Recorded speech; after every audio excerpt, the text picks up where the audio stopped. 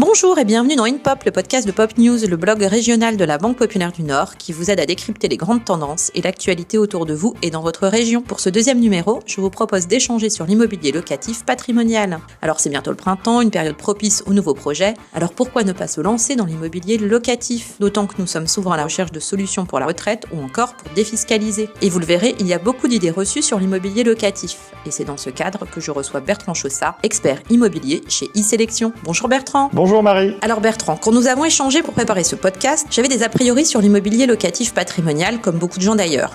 Pas pour moi, trop compliqué, je n'ai pas les moyens. Alors qu'en est-il réellement ? Alors oui Marie, en effet, l'immobilier locatif n'est pas toujours la première solution à laquelle les gens pensent pour préparer leur retraite, investir ou défiscaliser. Et s'ils viennent me voir, c'est souvent qu'ils ont exprimé un besoin à leur conseiller bancaire qui leur a parlé de l'immobilier locatif patrimonial.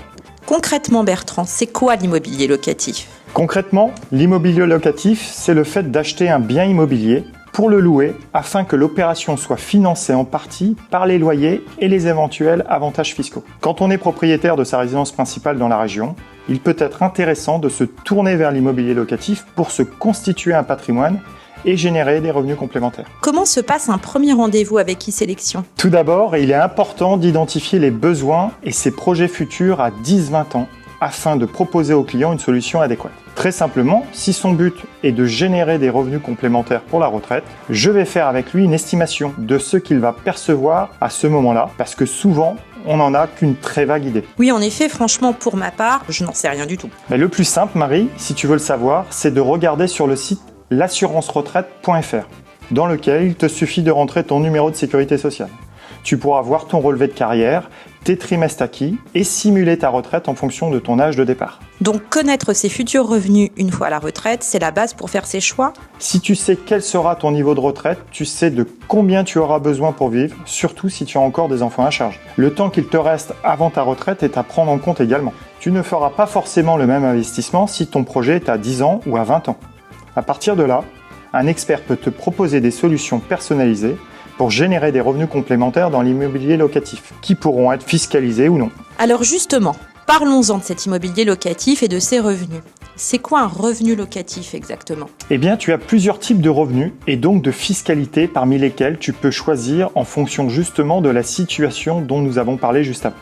Tu peux par exemple louer un bien meublé ou vide et profiter d'avantages fiscaux comme avec la loi Pinel. Mais attention, précision importante, le non-respect des engagements de location entraîne le cas échéant la perte du bénéfice des incitations fiscales. Je ne rentre pas dans le détail car pour un particulier, le plus simple est de se faire accompagner par un expert qui saura proposer la solution la plus personnalisée possible. Pour se renseigner, il suffit d'en parler avec son conseiller bancaire qui saura orienter son client vers les bons interlocuteurs. Y a-t-il des critères pour accéder à l'immobilier locatif ? En un mot, est-ce accessible à tous ? Tous non, bien sûr, mais tout est question de la capacité d'endettement de chacun. La baisse des taux a favorisé l'achat immobilier. Aujourd'hui, dans la région, on peut investir dans l'immobilier locatif à partir de 80 000 €. Sortons maintenant un peu du cadre comptable de l'immobilier locatif pour voir ensemble où se situent les bons spots, comme on dit, pour acheter dans la région. Alors oui, tu as raison, l'emplacement est primordial. C'est la réalité du marché, de la demande locative qui doit primer dans le choix d'un bien. Dans la région, il y a 3 grands bassins. La métropole lilloise, au sens large, le marché y est tendu, il y a peu d'offres et beaucoup de demandes. Deuxième spot, comme tu dis, Valenciennes, avec ses 3 filières innovantes et ses étudiants. Et enfin, Amiens, qui est la seconde métropole de la région et on l'oublie souvent. Elle bénéficie de sa proximité avec Paris et du TGV qui arrive en 2025.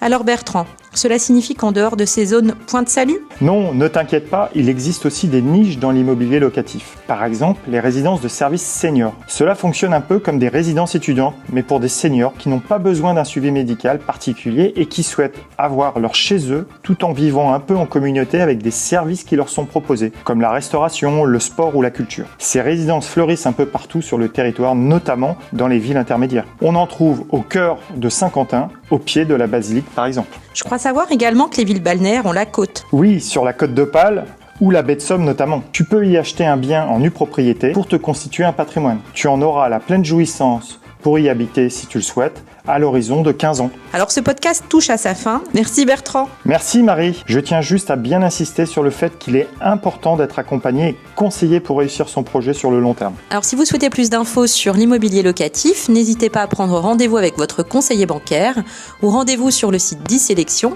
Leurs experts sont à votre disposition. Nous espérons vous avoir été utile pour en apprendre davantage sur l'immobilier locatif. N'hésitez pas à nous laisser vos avis et conseils dans l'espace commentaire en bas de page de l'article. Le mois prochain, je vous donne rendez-vous sur le sujet de la rénovation énergétique pour échanger sur vos droits, les primes et les aides auxquelles vous pouvez prétendre. Alors à bientôt!